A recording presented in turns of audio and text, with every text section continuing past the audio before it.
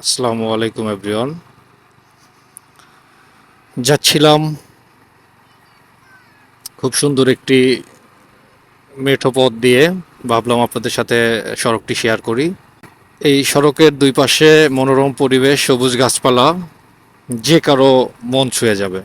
প্রায়ই রোডটা দিয়ে যাওয়া আসি করা হয় প্রয়োজনের তাগিদে।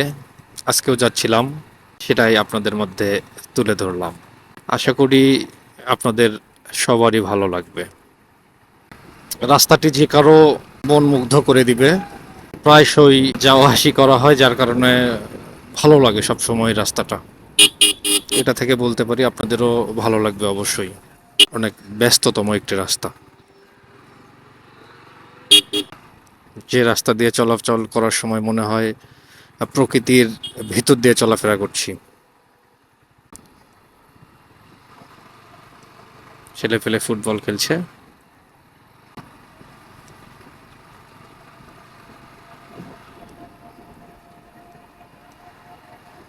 সারি সারি তাল গাছ, খেজুর গাছ,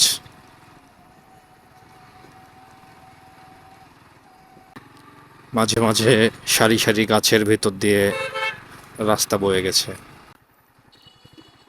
সন্ধ্যার ঠিক আগ মুহূর্তে, এজন্য পরিবেশটা আরও মনোরম। বাতাসে সুন্দর একটা ঠান্ডা ঠান্ডা অবস্থা।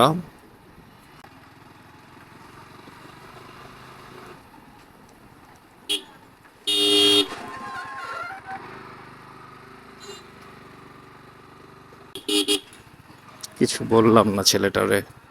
বামে অনেক স্পেস ছিল। চলার পথে আমাদের সকলকেই আসলে সাবধানতার সহিত চলা উচিত। যদিও এটা ছোট রোড, কিন্তু অনেক ব্যস্ততম হওয়ায় সবসময় সাবধানতার সহিত চলাচল করা উচিত। রাস্তাটা ছোট হলেও সব ধরনের যানবাহন এই রাস্তায় চলাচল করে।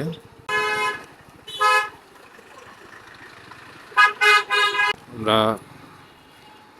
মহাসড়কের খুব কাছাকাছি চলে এসেছি। এটি ছিল একটি পার্শ্ব রাস্তা। বনের বুক চিরে বয়ে যাওয়া রাস্তা দিয়ে আমরা চলে আসলাম মহাসড়কে, যেখান থেকে ইট পাথরের রাস্তাটা, ইট পাথরের শহরটাকে এখন শহর মনে হবে। এতক্ষণ যে রাস্তাটা আমরা গ্রামের ছোঁয়া পাচ্ছিলাম, সেটা আসলে একটি সিটি কর্পোরেশন এরিয়ার রাস্তা। আমরা মহাসড়কে উঠে গেলাম। এপাশে সারি সারি বিল্ডিং, বিভিন্ন শিল্প প্রতিষ্ঠান। আকাশটা একদম লাল হয়ে আছে, যে কারো মনোমুগ্ধ হইতে বাধ্য। আমার সামনে হাতের বামে এবং হাতের ডানে খুব সুন্দর দুইটা মসজিদ। খেয়াল করে দেখতে পাচ্ছেন, হাতের বামে একটা মসজিদ আর ওই যে ডানে একটা মসজিদ। আমরা ফ্লাইওভারে উঠে গেলাম।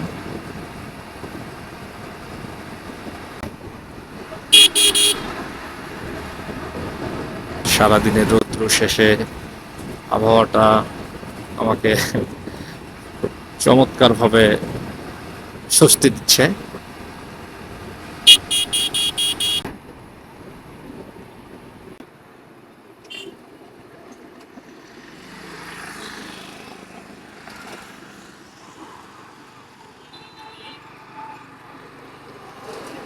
সবাই ভালো থাকবেন, আর যে যেখানে থাকবেন সুস্থ থাকবেন, সাবধানে থাকবেন।